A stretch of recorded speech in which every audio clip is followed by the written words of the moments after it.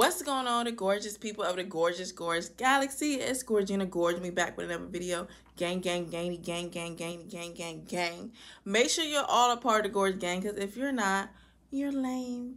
And if you don't want to be lame, like this video, subscribe to my channel, and leave a comment down below. You don't know what to comment? Tell me I'm gorgeous, because duh.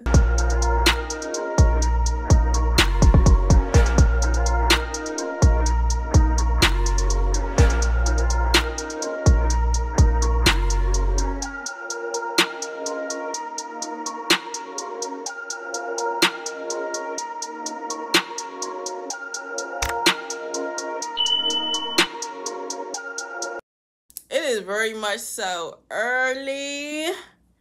Very much so early. But it's never not time for some mess. So we got another Baddies episode to get into. We about to recap and review episode 5. Ooh. Hold on. Episode 5. Because this is all I got left. No, actually I got 6 nails left, but dang. That appointment is coming. So, y'all know I told my hands. Don't be staring at my hands like, dang, shawty, where her nails at? What's going on? I know. It's about that time. It's been like a month, okay? Nails braid. Let's not pretend like this ain't normal, okay? But, yeah. We on episode 5, Drowned You. And you already know the episode ain't really about much when the name of the episode came from, like, the first 20 minutes of the episode. Really like the first 15 minutes. And the whole drowned you thing didn't even go anywhere. Because nobody got drowned. We'll talk about it.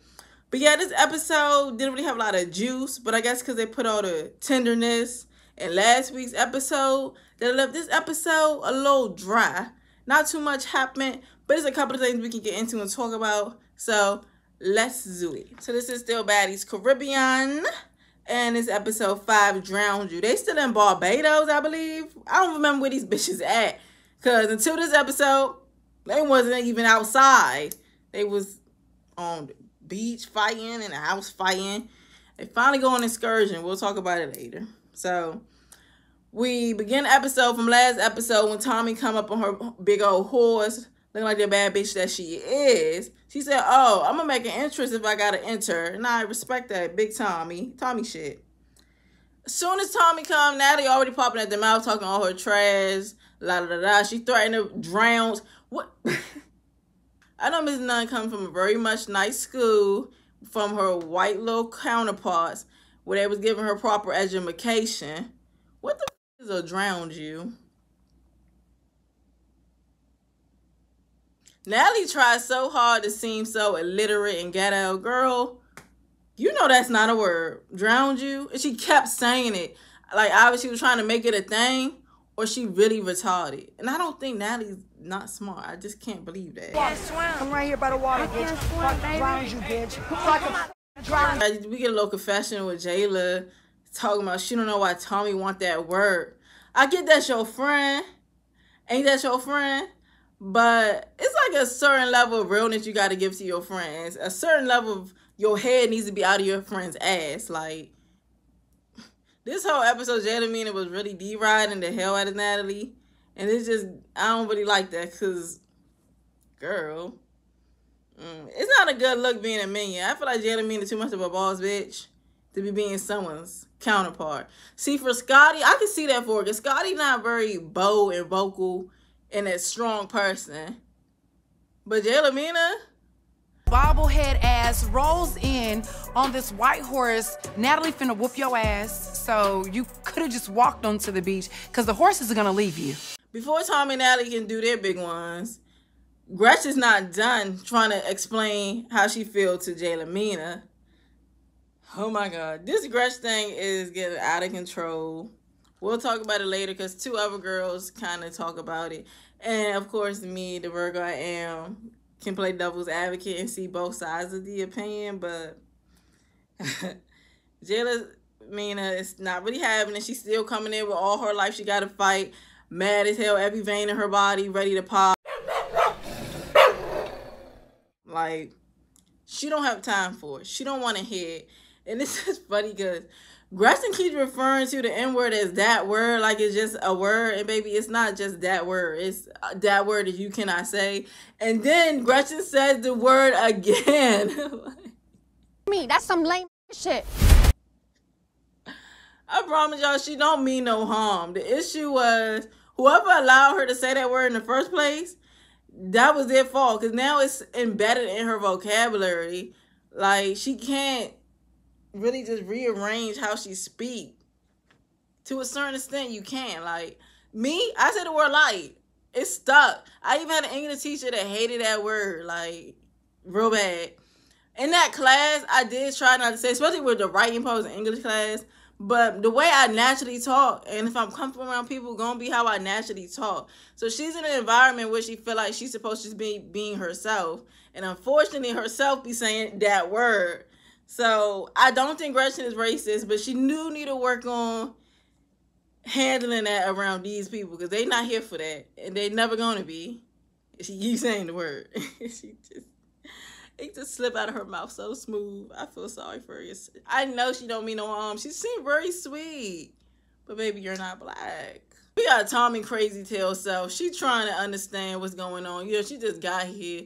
So she following Gretchen, trying to understand everything. Gretchen explaining the thing she's been explaining her the whole time.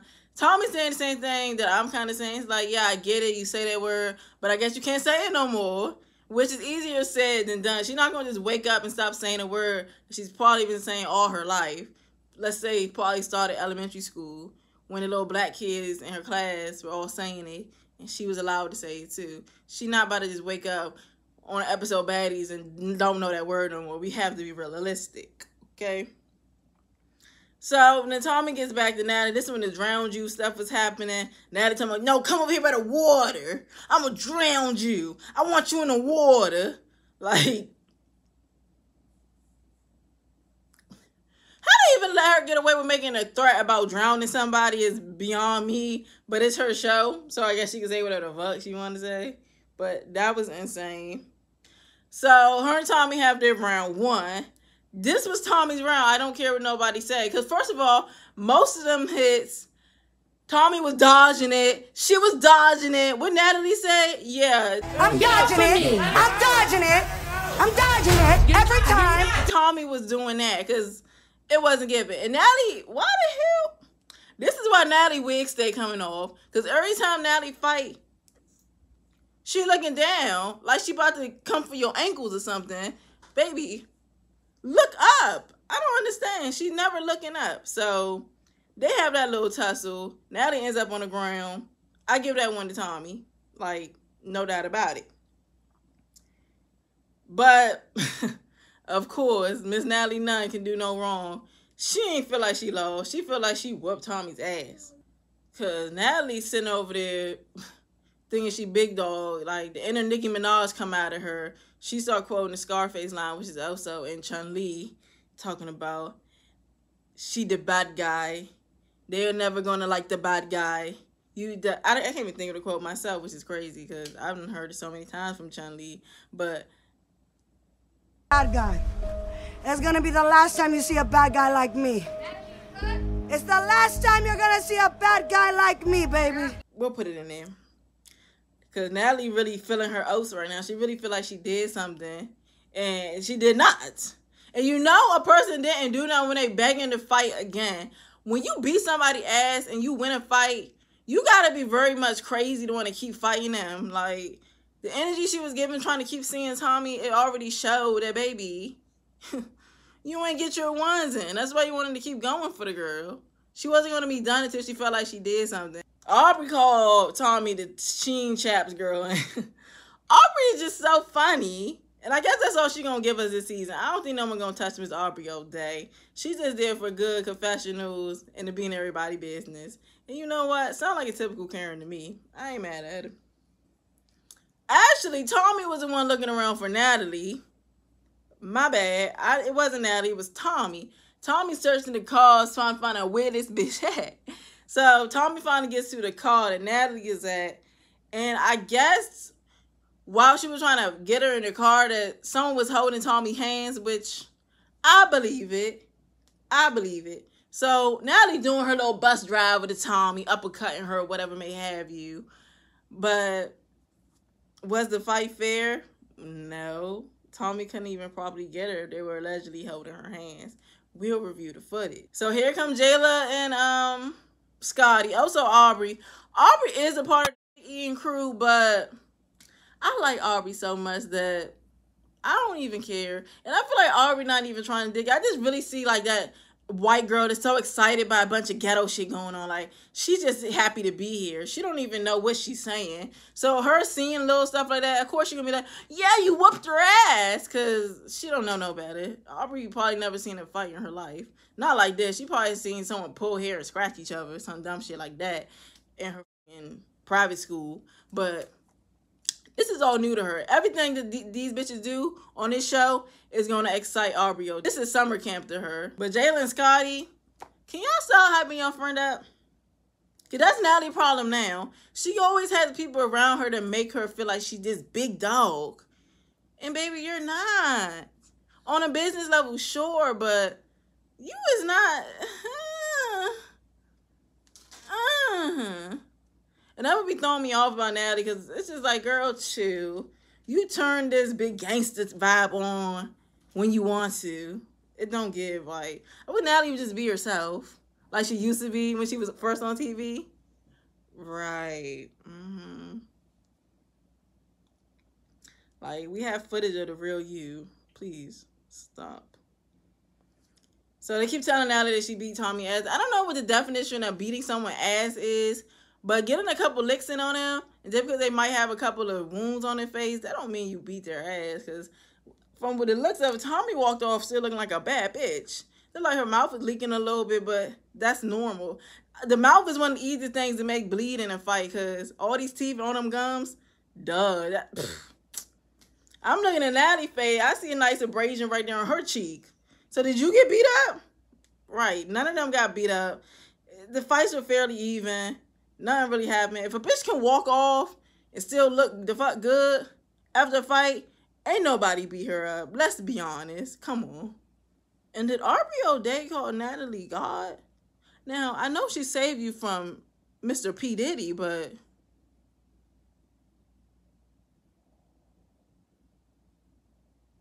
when did she lay her body on the cross to save us from our sins? Our God.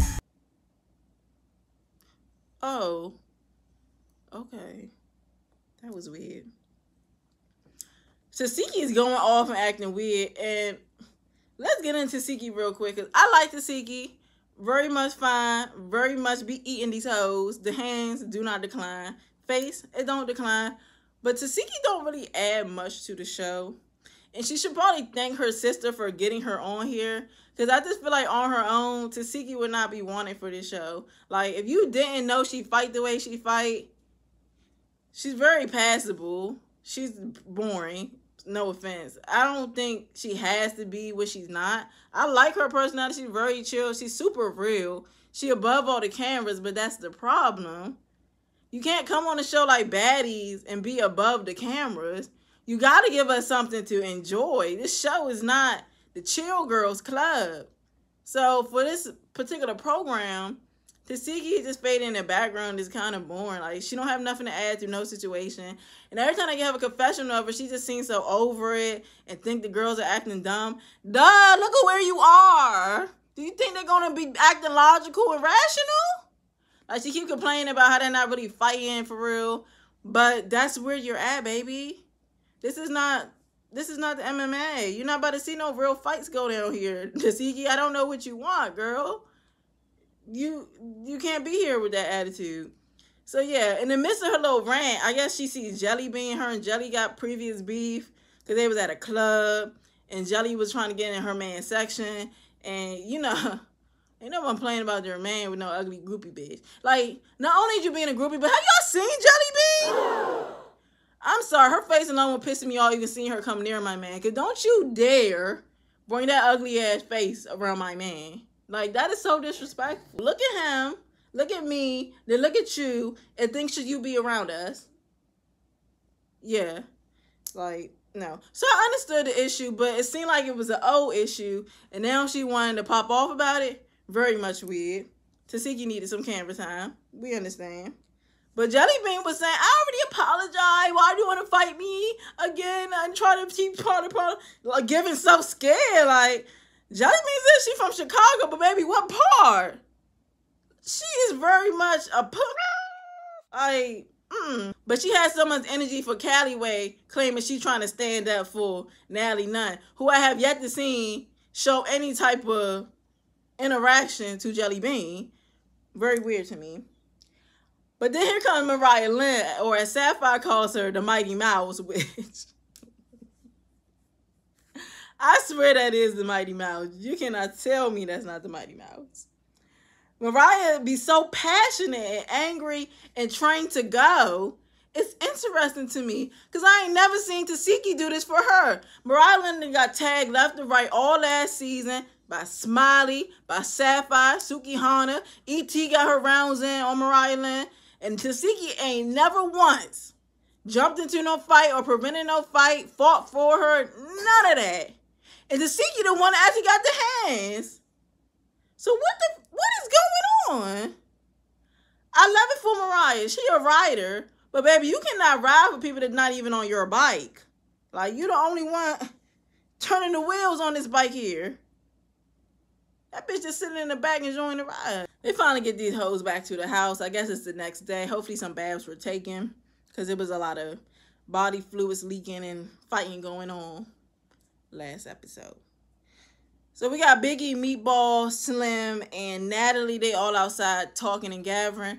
I'm trying to understand how Slim got bumped up like this because I already noticed she do get a lot of confessionals. And it's like she kind of more so in with the old girls, but she a new girl. Maybe they just like her. She do seem pretty cool, I guess. I hate her body, but she seemed pretty cool. Natalie and Biggie seem cordial all of a sudden. That's nice. But that goes downhill very much quickly. Because, you know, Biggie is a big Tommy fan. That's her girl. She love her some Tommy. So they all cracking jokes and faking on Tommy like she got her ass whooped. And Biggie, the real Virgo that she is, Biggie is not entertaining that. She's defending her friend. And she's not here for that bullshit. She calls out the DEN. Because that's all they've been doing. Everyone's sitting around acting like Natalie Nunn is the big boss grandma and she's not. Like, y'all don't even know Tommy. Y'all just eating Natalie. I know she writing y'all check, but damn. Y'all that thirsty for money. I don't know how much you would have to pay me to get on TV and eat someone. I don't know how much you would have to pay me. But I hope they're getting paid that. We see Diamond the Body with Scotty with the Body. They're talking, you know, Scotty been playing mediator this season. She's just trying to squash beef so they can have a good time. Scotty is tired of seeing people pulling wigs and falling on the ground. She's just over it at this point. So Scotty brings Diamond over with Tinkerbella, trying to get them to be cordial. Impossible.